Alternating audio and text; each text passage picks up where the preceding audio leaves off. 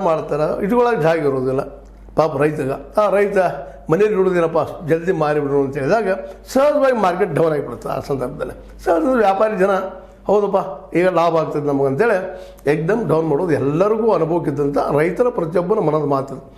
ಈ ದಿಶೆಯಲ್ಲಿನೂ ಈ PKPSಗಳನ್ನ ಮತ್ತು ಗ್ರಾಮ ಪಂಚಾಯತಿಗಳನ್ನು ವ್ಯಾಪಾರಿ ಕೇಂದ್ರಗಳಾಗಿ ಇಂಪ್ರೂವ್ ಮಾಡಿದರೆ ನಾವು ಸಾಲ ಕೊಡೋದು ತಪ್ತದಂತ.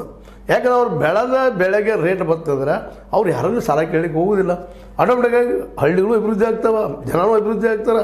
ಇದು ಭಾಳ ಜನಗಳ ಹಿಂದೆ ಮಾಡಬೇಕಾಗಿದ್ದು ಇಲ್ಲಿವರೆಗೆ ಯಾವ ಸರ್ಕಾರಗಳು ಮಾಡಿಲ್ಲ ಅನ್ನೋದು ನಾವು ಗಮನಾರ್ಹ. ಈ ದಿಶೆಯಲ್ಲಿ DCC ಬ್ಯಾಂಕ್ ದಿಶೆಯಲ್ಲಿ ನಮ್ಮ ಬಾಲಚಂದ್ರ ಅವರು ಮತ್ತು ರಮೇಶ್ ಅವರು ಸತೀಶ್ ಅವರು ದೊಡ್ಡ ಪ್ರಯತ್ನವನ್ನು ಮಾಡ್ತಾ ಇದ್ದಾರೆ. ಅದು ಯಶಸ್ವಿ ಆಗಲಿ. ಜೊತೆಗೆ ಅಂತಂದ್ರೆ ಇನ್ನೂ ಅವರು ಭಾಳಷ್ಟು ವರ್ಷಗಳವರೆಗೆ ಈ ಭಾಗದ ಜನರ ಮನದಲ್ಲಿ ಉಳಿದಷ್ಟೇ ಅಲ್ಲ ನಿರಂತರವಾಗಿ ನಾಯಕತ್ವ ಉಳ್ಕೊಂಡು ಹೋಗ್ತದೆ ಅನ್ನೋದು ಸಾಮಾನ್ಯವಾದ ನಂಬಿಕೆ. ಇದ್ರ ಬಗ್ಗೆ ಏನು ಬಿಡಿಸಿ ಹೇಳಬೇಕಾಗಿಲ್ಲ. ಮತ್ತು ಅವರು ಬುದ್ಧಿವಂತರಿದ್ದಾರೆ.